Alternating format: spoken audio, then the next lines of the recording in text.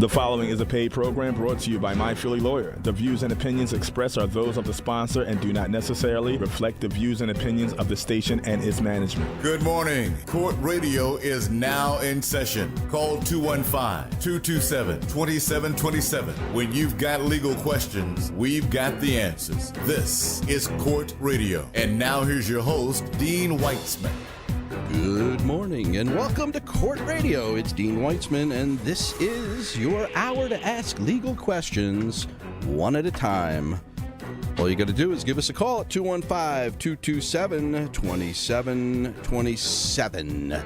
Today is August the 7th, and it looks to be like it's going to be a fine day out there.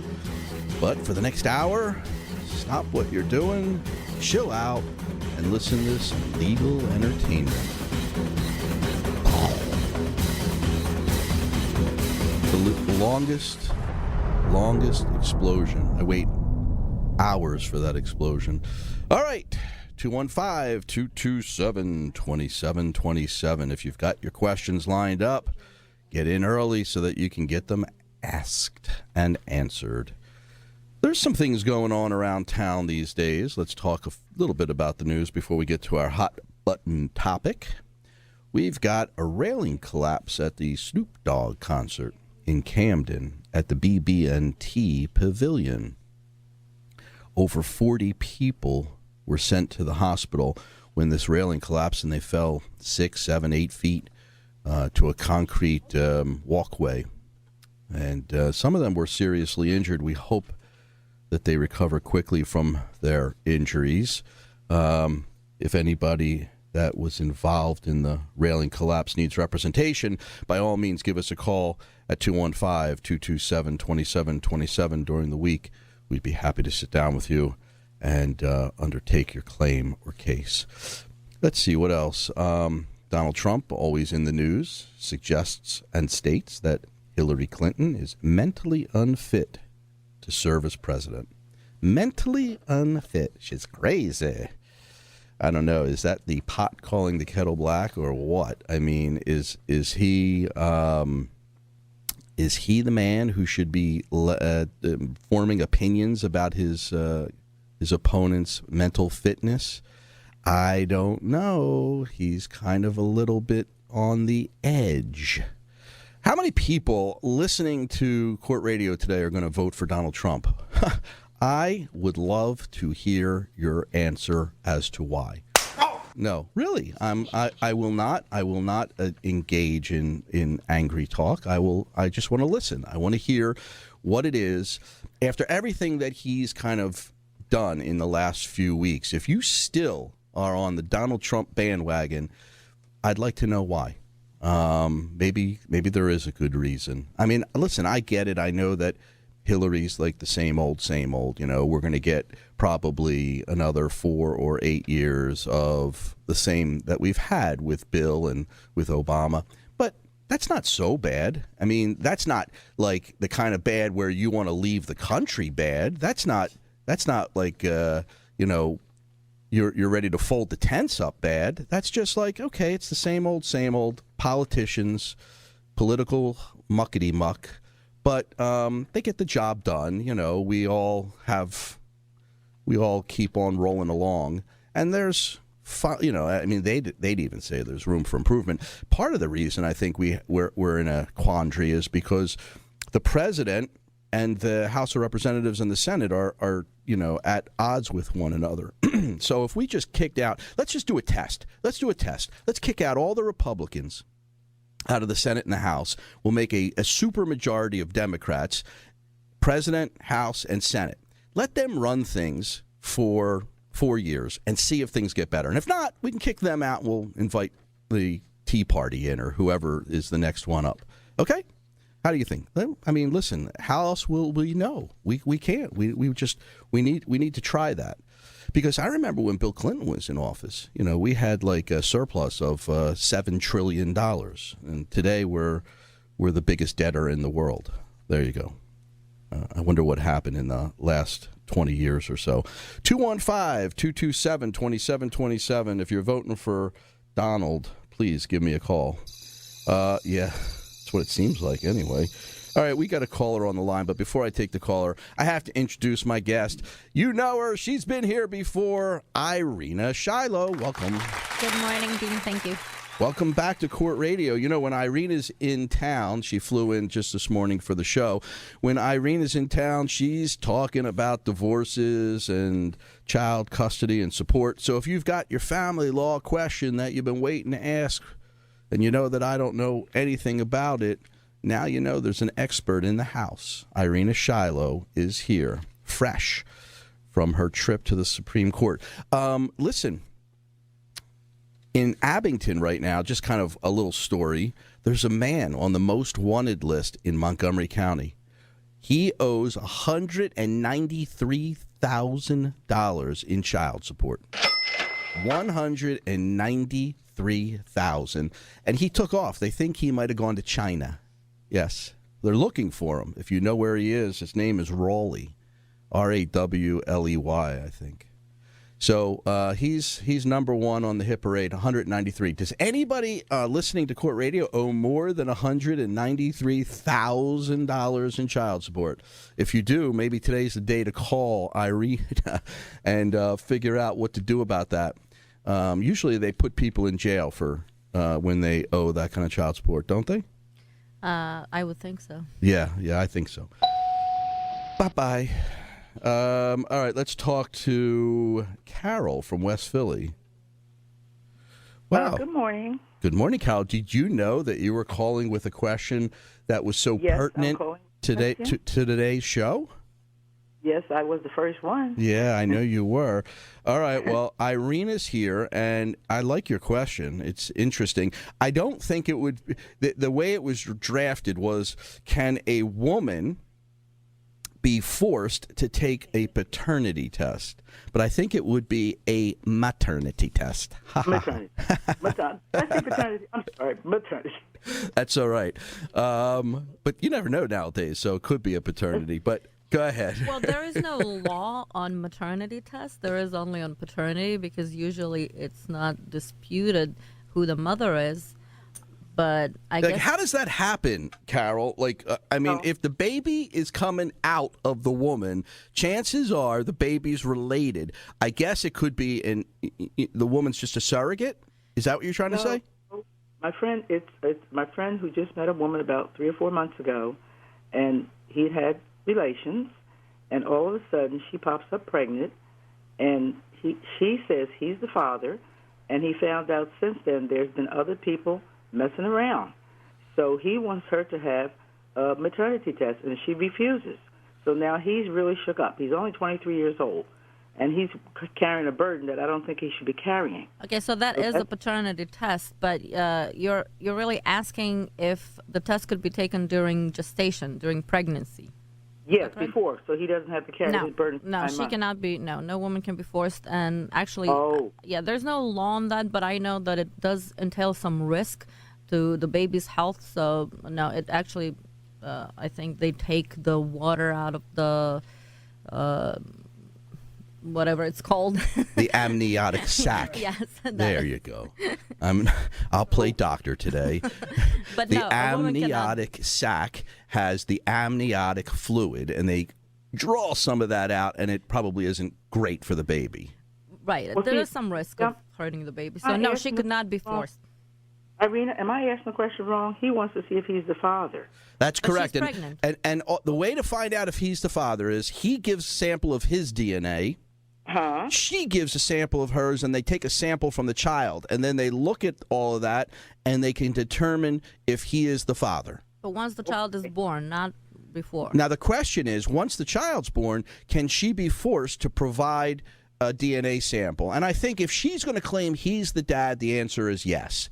The court's going to say you can't have it both ways. If he's the father and he's challenging paternity, then you need to provide us with the information so that we can figure that out. Well, he could also ask for the paternity test if he wants to be the father of the child. If you remember, we had that with Anna Nicole Smith. Everybody wanted to be the father of the child who inherited a lot of money. So yes, he wants to know, so in other words, so he can go on with his life. And right now, really messed up. He's in college. He's really messed up. He's going to have to wait until the baby's born, and then it'll all get figured out. Okay, what kind of money is they talking about? Do you know?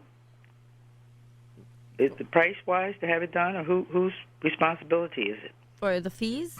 Yeah. Yes. Whoever is asking for the test is paying for the test, the price of the test. But I don't think it's a significant amount. I'm not sure what it is, but the father, would file with the domestic relations a request for a paternity test, and they will issue an order, and he will have to pay for it. Okay. Thank you very much. Thank you, Carol. Have a great All right, Sunday. Bye-bye. 215-227-2727. Let's talk to an old favorite, Miss T from Overbrook. Good morning. Good morning to you, and how are you today? Pretty good. Okay. My question is, how do you get guardianship over someone that's an alcoholic and is not taking care of themselves, their bills, anything? Well, it would start by filing a petition for guardianship with the court.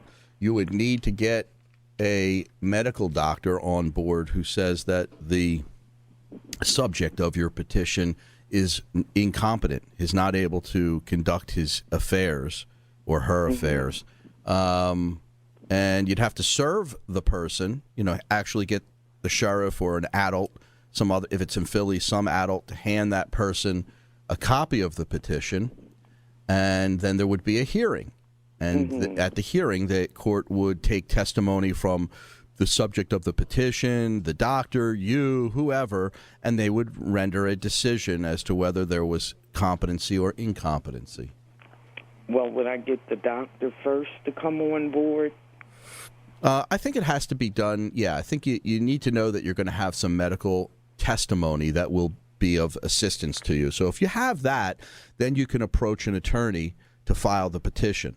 Now, this is not going to be an inexpensive process. I mean, you're talking about preparing a petition.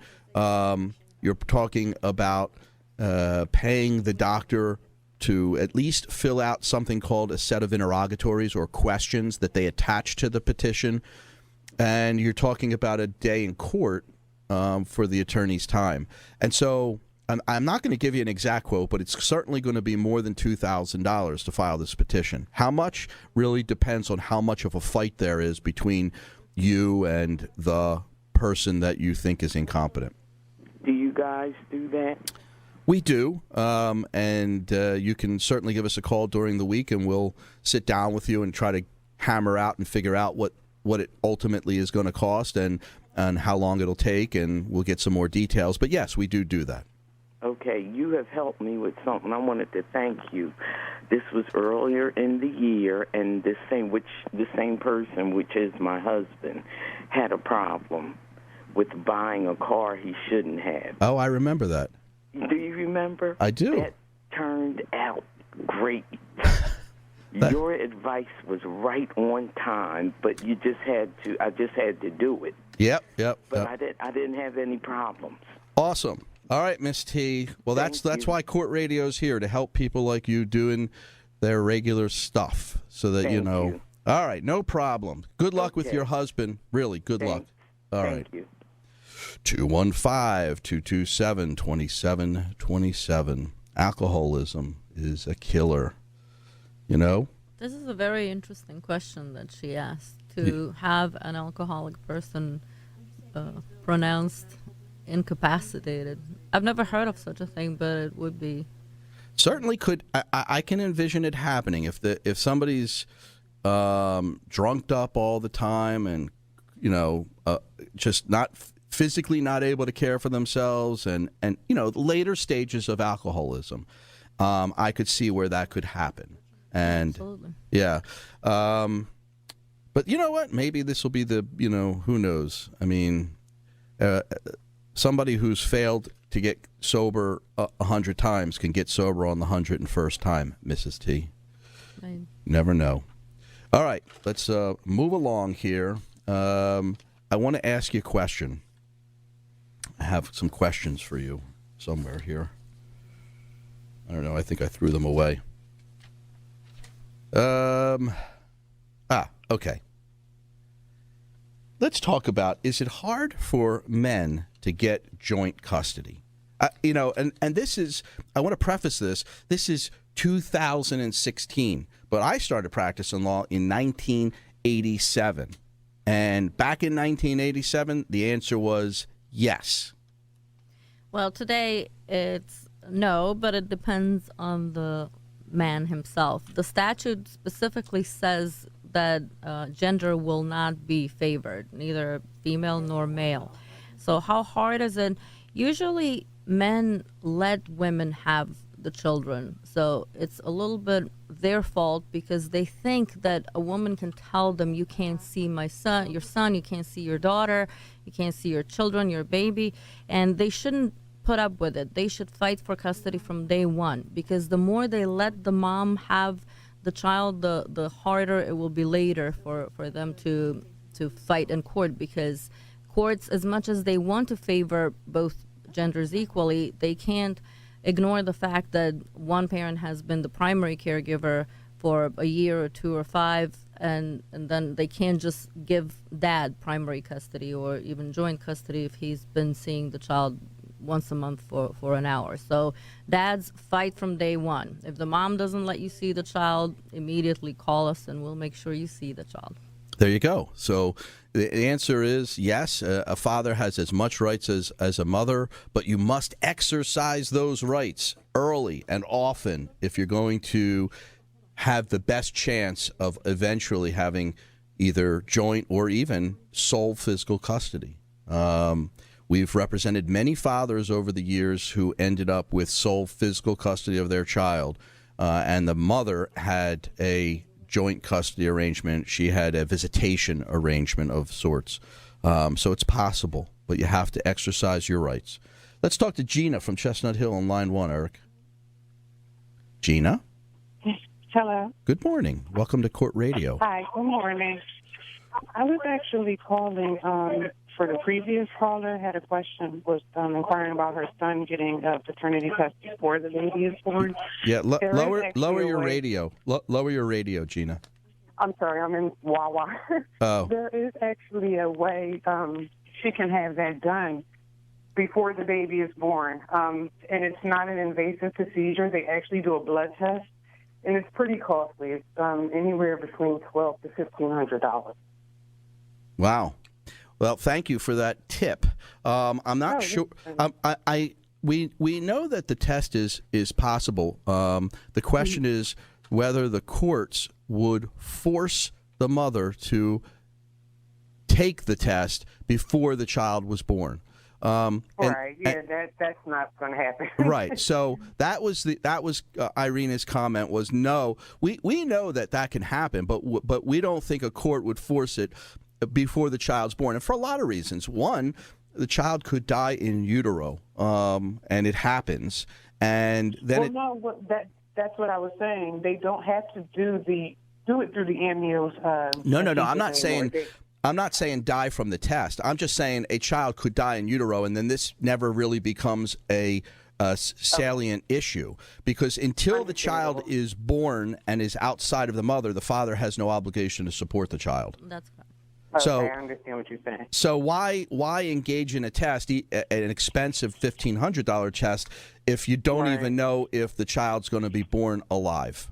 So, but yes, I thank you, and it's a good point. If all the parties are in agreement and they want to have the test, it can be done in utero, and it can be done by a blood test.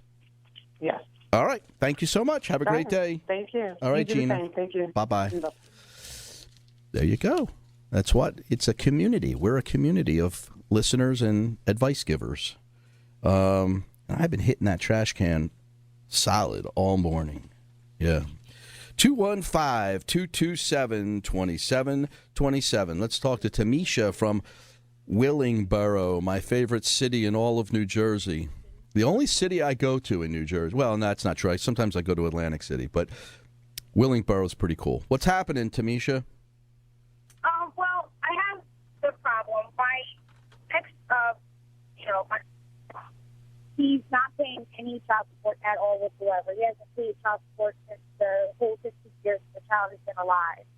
And I'm just wondering, like, what can I do to get this squared away? Because, I mean, even though I am remarried and, I have other children, it's not fair to my son that he has to, suffer on just us. So, he should be paying for the child that he brought into the world.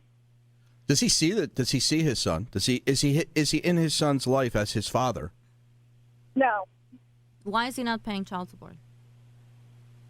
Yeah, that's what I wanted. I took it to the Philadelphia court. They don't do anything about it. I've been at the court out. I've missed work going over to the courts in Philadelphia to see what they can do to get him to just pay, and they don't do anything. Like nothing. Like it's just ridiculous. I can't even. Well, wait a minute. First of all, your son lives in Willingboro, New Jersey, correct? Right. We live in Jersey now. Well, we lived in Pennsylvania. We used to live in Pennsylvania, but I moved to New Jersey. Okay, because you could file in New Jersey now if your son's lived there more than 6 months. Okay. So I would have. You'd have to file a new petition for support. I don't know why he's not paying. Maybe he is unemployed. Maybe he's on SSI. Maybe he became disabled. I don't really know the facts of the case because the court will garnish his wages if he has them. Yeah, and that's what they were supposed to be doing. But I think he works under the table. I'm not sure because he's not doing anything to help with his son. And his son is 15. He's 5'7". He has his 11 size shoe. You know what I mean? He's getting expensive. Yeah, you have to contact the court, the domestic relations. This is in Philadelphia, correct? Yeah, it's in Philadelphia. Yeah, you have to contact them and ask them what's going on. I can't tell you. I can't answer your question because it's a factual matter. It's a matter of what is going on in that case specifically. So the law is obviously if he has arrears, he has to pay them. But I don't know why he's not paying. Okay. All right. I just wanted to know because I'm like, I don't understand why he just doesn't.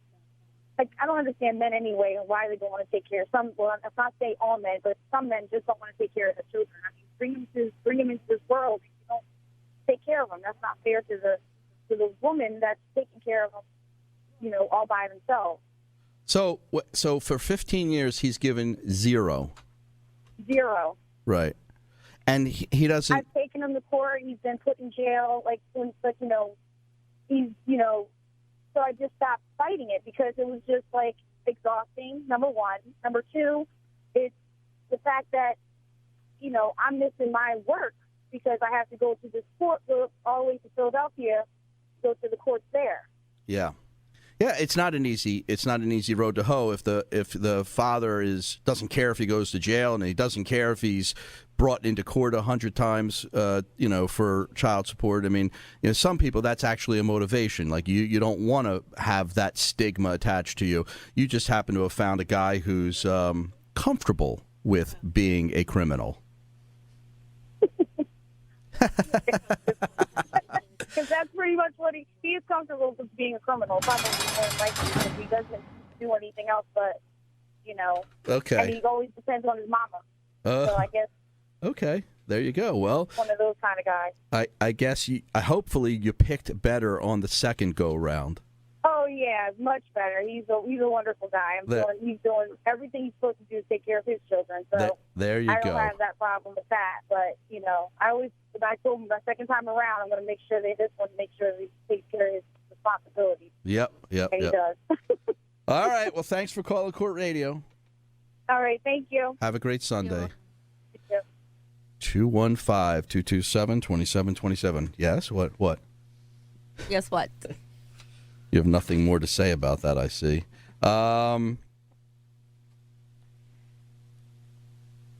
me ask you this. Is there a statute of limitation for a paternity test? No, there is not. But recently somebody asked me what would happen if she wanted to request the paternity test from her alleged father, and she was an adult. She was in her 40s, and I looked for a statute or case law or anything that would help me answer her question, and I couldn't find anything. So I think that's very interesting, and I think probably when a person is in their adulthood, that would not involve a regular paternity test in domestic relations. Maybe they would file a separate paternity test. But it's still an interesting question. Definitely, for as long as the child is a minor, there can be a paternity test. Okay, so even if the child's 15 or 14 and there's never been a test done, you can get it done at that point. And we could file a petition for that test, correct? Yes, we can. But the child support, if awarded, would only go from the date of filing. So if mom did nothing for 14 years and then she filed for paternity and for child support, that's when it would start. It wouldn't start from day one. That's a great point. And again, that goes back to the theme that we're talking about, which is file early, file often. Get involved in your rights, because if you don't file a petition for paternity and years go by, that's years of support you will not get, even if it's determined that he is the father. Correct. Okay. Let's talk for a moment, and we're going to kind of set this up, and we'll take a break. And I'll get to the callers, so just hang on there. But if you marry into a family where let's say a man marries into a family where the woman has children from another spouse or another partner, and he begins to take care of the children as if they're his own, support, etc. If they then become divorced, does that stepdad have an obligation to continue to support his children? Yes, it could happen. And actually, Pennsylvania recently, as of recently, has this law for which I went to the Supreme Court and fought for it for about 2 or 3 years. And under the new law, it's actually an exception to the law. The law is that a stepfather normally doesn't have an obligation for his stepchildren, but the exception now, as of December of last year, is that if the stepfather has acted as a real father to the children and takes care of them and has asserted custodial rights, meaning he wants to have primary or partial or joint custody of the children, then he also owes them the duty to support them. That doesn't mean that he has to pay child support. It might mean the opposite. If, for example, the stepfather or the step-parent, it doesn't have to be a stepfather, the step-parent and the real parent share joint custody, then the one that makes more money is the one that owes child support to the other. So in theory, the step-parent could ask the real parent for child support. But yes, the law is that he does or she does have a duty to support the children if they have asserted custodial rights, not if they have just acted like a parent and they have gotten a divorce without asking for custody. So if you ask for custody, you owe child support. That's the bottom line. Okay. So if you've asserted your parental right as a step-parent to see the child, to have the child living with you, then you're going to be obligated to support the child. Okay. All right. There you go. If by the same token, the step-parent walks away from the marriage and the children and wants nothing to do with any of them, he or she is not going to have a duty to financially support them. Exactly. Unlike natural or adoptive parents. Right. Adopted or natural or adopted parents, you could choose not to see your child, but that doesn't obviate the need to support your child. Right. Okay. Interesting. And you actually were the one to create this law in Pennsylvania. Correct. I did. In December, you said? In December of last year. December of last year. Do they have like a little plaque at the Supreme Court now for you, or in every child support office in Pennsylvania? I don't know, but all family law firms wrote about it. I shouldn't say all, but many of them wrote about it on the internet. They analyzed the case and they found it very interesting, and it was on the front page of the Legal Intelligencer, which is the oldest legal newspaper in the country. There you go. Irina Shiloh making law. Let's see. Let's talk about what we charge. What do we typically charge to represent somebody on a divorce? If the divorce is simple meaning it's uncontested. It doesn't involve any marital property or minor children or alimony or any other economic claims, then we charge $600 for the filing of the papers. And are there fees involved also? Yes, there are court filing fees, and they're roughly $400 for all of the counties. And I want to say $600 might sound like it's a lot for a simple divorce, but it's actually a complex process that involves a few steps, a lot of filing. There's always something different that courts want, so it's really a long process. It takes about 6 months, and there's several trips to the post office. Okay, so you're talking about $600 plus another $400 for the court fees.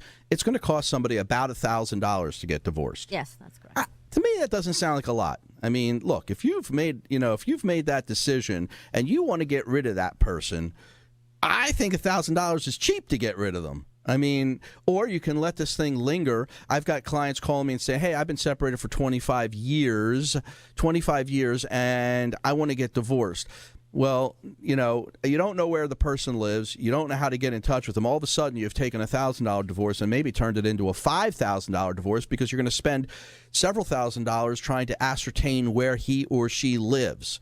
And if you don't do anything and then you die, you know that your spouse can take 1/3 of your estate, whether you've put them in the will or not. You could have a will and give all of your property to your children, but if you still have a spouse alive when you die, they can take 1/3 of your estate in Pennsylvania under the law here. And so, if for no other reason, if you haven't been with this person forever and a day, why would you want to give them your property that you worked so hard for, that you thought was going to go to your children or your family? Makes no sense to me. All right, we got to take a break. We'll be back with Irina Shiloh. We're talking domestic relations. If you've got questions, we've got the answers. Stay tuned.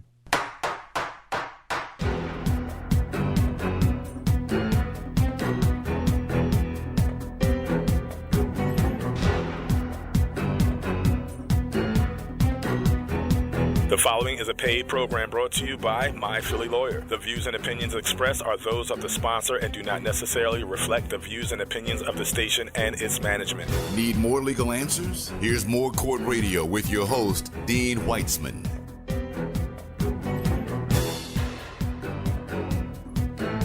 Good morning and welcome back. It's Dean Weitzman, and this is Court Radio. Your hour to ask legal questions. Today's hot button topic is domestic relations, and we're joined in the studio with My Philly Lawyer's Irina Shiloh. Good morning, Irina. Good morning, Dean. We've been tackling questions all morning about child custody and support and divorce. Let's take a couple questions that have nothing to do with that. Let's talk to Basile from West Philly on line 4. Basile. Yo, how you doing? Good. What's up? How are you? All right, you. My question is, I called PennDOT concerning my trying to obtain my license. I never had a license. I'm about to be 52 years old. They sent me a copy of all my tickets. My last ticket was 1997. They gave me my tickets from 92 to 97. It's 2016. My question to you is, do I need a lawyer? And if so, could you refer me to one? But I thought the statute of limitations in Pennsylvania was 7 years. I'm not sure. Could you tell me a little about it? I don't think it's even 7 years. I think it's less. I'd have to check into it for you, but I think it's substantially less. I think you're beyond the statute on all of your tickets. But a statute of limitations is an affirmative defense. What that means is you, one by one, will need to set up hearings for each of those tickets. Then you need to go into the court. You need to raise the statute and say, hey, I've been at this address the whole time, and they could have gotten in touch with me, and they didn't, and the time is up, and I want to raise the statute of limitations and have the ticket dismissed for that purpose. And you need to do that on each and every violation that you have. Some you can combine. If you have a bunch in Philadelphia, you might get one listing and have all the tickets listed. You might not. But that they're not just going to on their own erase these tickets because the time has gone by. You need to raise that issue with the court. Right. So my question to you is, could you refer me to a lawyer? Because I don't want to go down there by myself. I'd rather get me an attorney. Okay. Well, you can give our office a call during the week, and we have some attorneys in the office who would be happy to do that kind of work. Cool. 215-227-2727. 215. Oh, this is the same number. Same number. Court Radio. 227-2727. That's it. The hours. Could I call between 8 or 9 in the morning? Yep. 9 and 5. Hey, all right. We'll get. Thank you a lot, man. I really need to get on this. All right. Thank you very 52. much. I'd say so. You know, it's time for you to have a driver's license, sir. Yeah, but now, the reason I wouldn't need a lawyer because a Philadelphia police officer told me, I asked him about the help, the same question. He ran my name, and he said I've been scoutlaw since 1992. Yeah, that means that you have tickets outstanding that you haven't paid. That's right. So I'll give your office a call first thing in the morning. Could you round about a price? It's hard to tell because if they're all in the same court and they can all be raised at the same time, obviously that would be your best economical way to go. But if there's multiple courts, counties and city and no, it's just Philadelphia. Just Philly. All right. If all the tickets can be listed at one time and you have one appearance, that's your best bet. You're going to pay for the attorney's time, however long he's down there. And requesting the hearing, I would say you're probably talking about, I don't know, $1,000, $1,500. Cool. Yeah. Cool. That ain't bad. All right. That ain't bad. Thank you very much again, man, and you'll be getting my call tomorrow morning. All right. Have a great Sunday. Thanks for listening. You too. All right. There you go. Let's talk to David from North Philly on line 1. Hi, David. Welcome to Court Radio. Good morning. My question is, why do they not tell men that are in these situations that they can sign their rights away from the whole situation and walk away? I was raised with parents that did that. Say that again, because you were breaking up. Why don't they tell men what? Why are they not told they can sign their rights away from the situation? Okay, well, what you mean that they give up their right to be the father? Correct. Actually, you can't do that unless there is someone who wants to take your place as a father. You cannot just relinquish the parental rights, and you cannot see your child if you don't want to, but you cannot get rid of the child support obligation. But that's not the way I was raised. Well, but that's the law, and so child support is mandatory for every father, whether he sees his child or not, and he cannot relinquish that and walk away from the financial obligation unless another person steps up to take on that responsibility. And that makes sense, David, when you think about it, because the support obligation goes to the child. And so the child, not the mother, not the family, but the child, he or herself, is the one you owe the support to. And why would we allow an adult to walk away from that child's right to support? Well, there are various reasons. Also, there is a program called Paternity Court that comes on at 4 o'clock where they do free paternity for the advertisement of their show. Okay, that's cool. All right. I mean, you don't just have to do the Murray Povich show. Yeah, there you go. Okay, thank you very much. See you, David. Thanks for listening. All right, let's talk to Kim from West Philly on line 4. Good morning. Hello. Hi, Kim. Hi, how are you? I have a question. I have a son that's 34 years old, and he's a little slow. He came into some money years ago. Lawyer put it in a special needs fund. But they didn't give me, I didn't have nothing to do with nothing. I didn't sign no papers. But right now I'm feeling bad. They're not. The special needs fund is not doing what they're supposed to do for my son. He's incarcerated right now. He also has a daughter that he wants to do things for, and they're saying no. The money is strictly for him. What can I do to at least put that money? I don't want control of the money. I just want to put it somewhere else. Well, this is not a simple answer. We would have to sit down. You would have to come to our office, and we would have to review all the facts and paperwork. I can't just give you advice. It's a pretty complex case. I mean, somebody who has to take care of your son and has gotten the money there, you're saying they're not taking care of him. It's not just a question. It's actually a situation that needs to be resolved. So if you want, you can schedule an appointment and bring all papers and facts.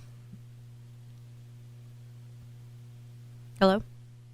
Hello? Yes. Did you hear that? You were breaking up. Oh, okay.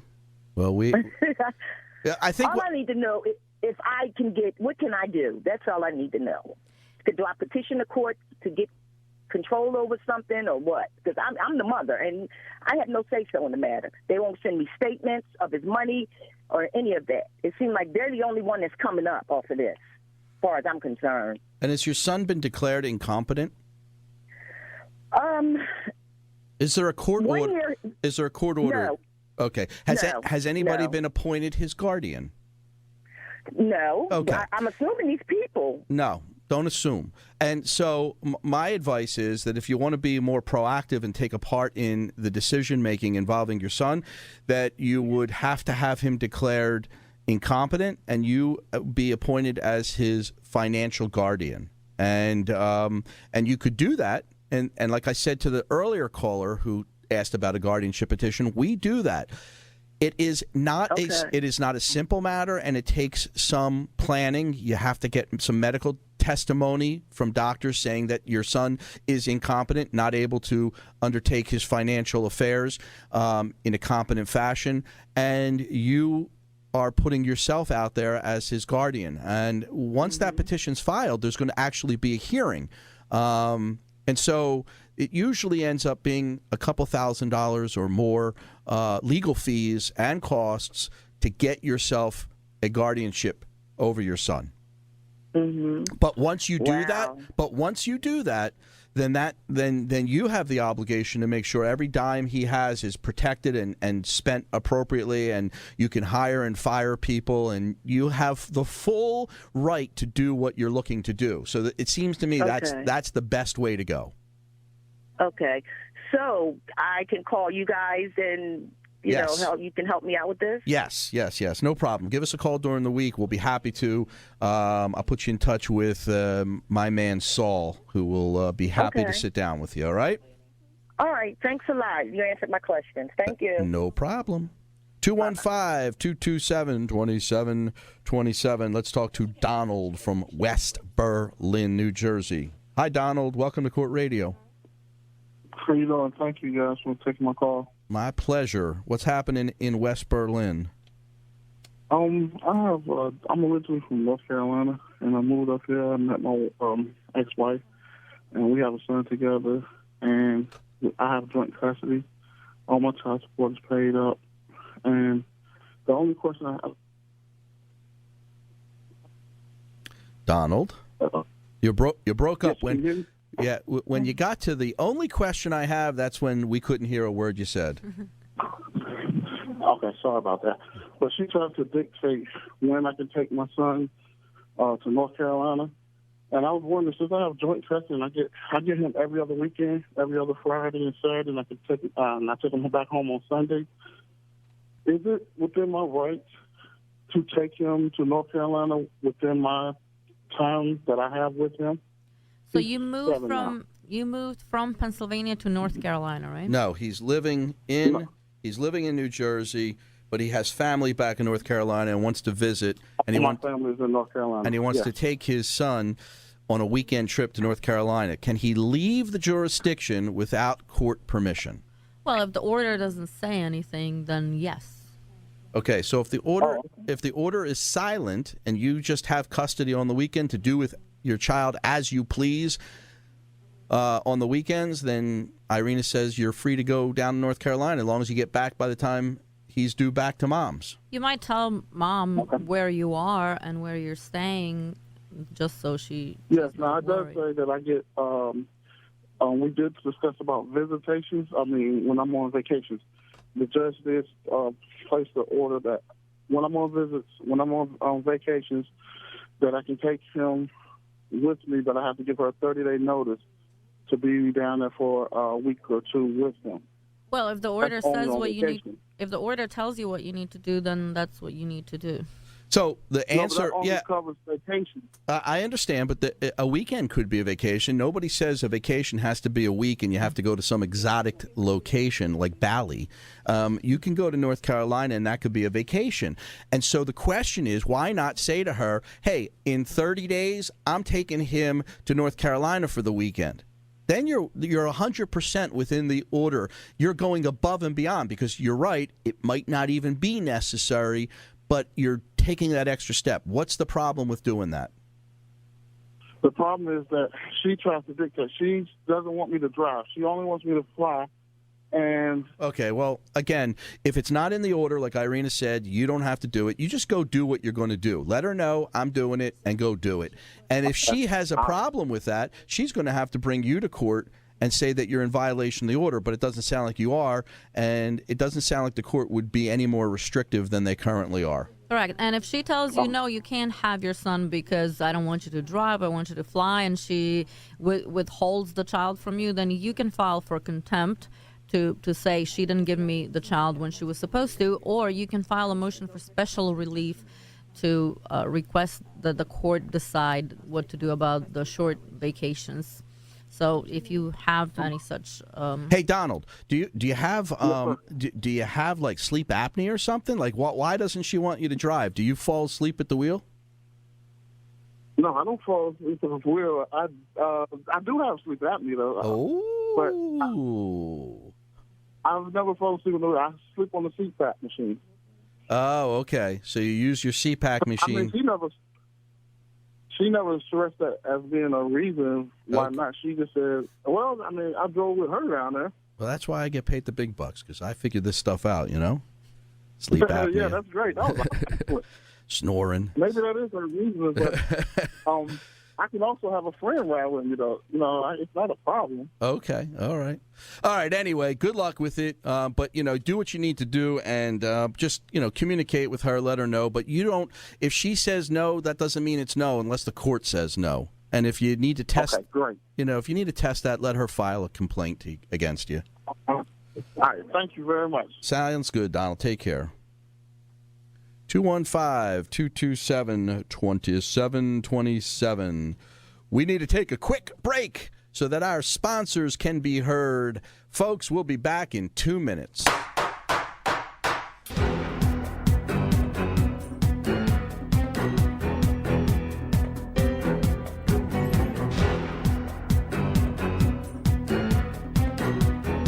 The following is a paid program brought to you by My Philly Lawyer. The views and opinions expressed are those of the sponsor and do not necessarily reflect the views and opinions of the station and its management. Need more legal answers? Here's more Court Radio with your host, Dean Weitzman.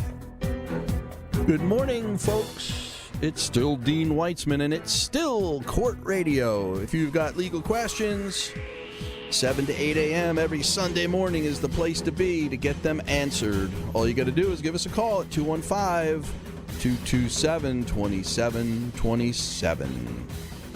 And in fact, if you need representation during the week, that same number goes to My Philly Lawyer all week long. Just Sunday mornings, it's Court Radio's number, but every other time, it's My Philly Lawyer. We've got Irina Shiloh. Speaking of My Philly Lawyer, we've got Irina Shiloh in the studio. We're talking domestic relations. And for that, we're going to turn to Malik from Southwest Philly. Good morning, Malik, and welcome to Court Radio. Malik. Hello. Hi. Hi, how are you? You don't sound like Malik. No, I'm Eliza. Hi, Eliza. What's your question? My question is, my son has a partial custody with his son, with his baby mom, and she's violating a court order. So what will he do about that? Say that again. He's got partial custody and something about a court order. What?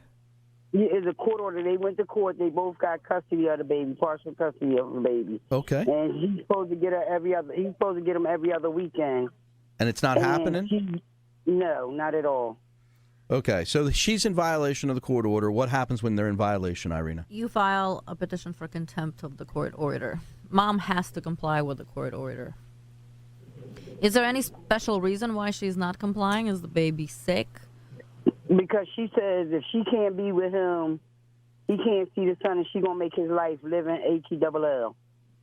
Okay, well, again, there's a court order. The judge ordered what the judge wants to see happen with regards to custody. And if she's in violation of that order, not complying, making it difficult for compliance, then Irina has the best advice, and that is you have to go back into court and you have to file a petition with the judge, letting the judge know that they failed to comply with the court order.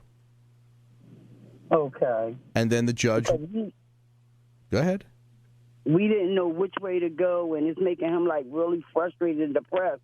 And I told him I'll find out what we can do about this. You got to go... Because he really want to be with his baby, but he can't because she don't want him to because he ain't with her. Right. And you got to go back to the judge and file a petition. Okay, just go back and file a petition. For contempt. Yeah, because the judge's order is not being complied with, and the judges don't like that, so they get contemptuous. Oh, okay. So we can do that Monday morning then. Yes, you could. All right. I very much so appreciate this because he going crazy. All right. Remember, petition for contempt. Petition for contempt. There you go. Have a great Sunday. Thanks for calling Court Radio. All right. And thank you very much and have a blessed day. All right. Let's talk to Diane from Germantown on line 2. Oh, Diane. Hello. Hi. Hi. My question is, I am married. The home was purchased before I was married.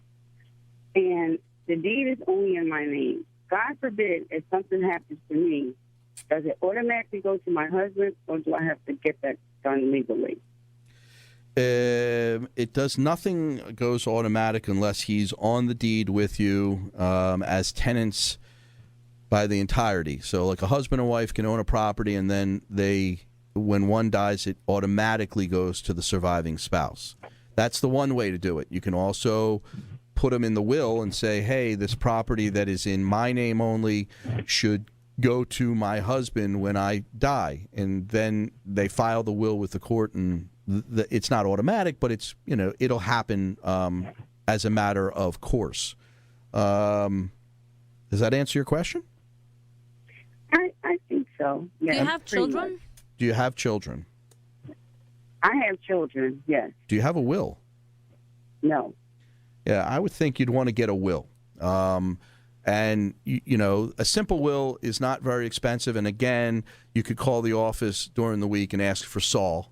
And, he'd be happy to sit down with you and create a will where your wishes are complied with. Like, whatever you want to see happen to your property when you pass, whether it's part of it goes to your husband, part of it goes to the children, all one way or all another way, you have the capacity to do that. Okay. And that's really what you need. You need a will to kind of get your affairs in order. Okay. All right. Thanks for calling Court Radio. All right. Thank you. Bye now. So, Irina, as we wrap up, again, really the theme that's come out today is file early. I mean, don't allow your rights to just kind of be squandered. Right. When should somebody see you if they're thinking of getting divorced but haven't made the decision yet? Is there a time when they really should sit down with a lawyer to figure out what their rights are? They can always call me and discuss what would happen in case of divorce. Maybe that would help people decide whether they want to get a divorce or not. What I don't do is I don't counsel people on how to stay married. I counsel people on how to get divorced once they decide to get a divorce. So I'm not a marriage counselor. I'm a divorce attorney. And therefore, if you have questions about what happens in case of a divorce, in case of a separation, what your rights are, you can always call me, and I will be happy to talk to you. All right. So all you got to do to call Irina is dial 215-227-2727 during the week. The office will get you in touch with Irina, and she'd even sit down with you for a consultation and review what would happen if you filed for divorce. In the meantime, we wish you all the best. We wish you a happy marriage, a fruitful marriage. But if that's not the way things turn out, there's always an answer. Irina, thanks for coming to Court Radio again. It was a pleasure. I know that the limo is waiting for you to take you to the airport, fly back home. So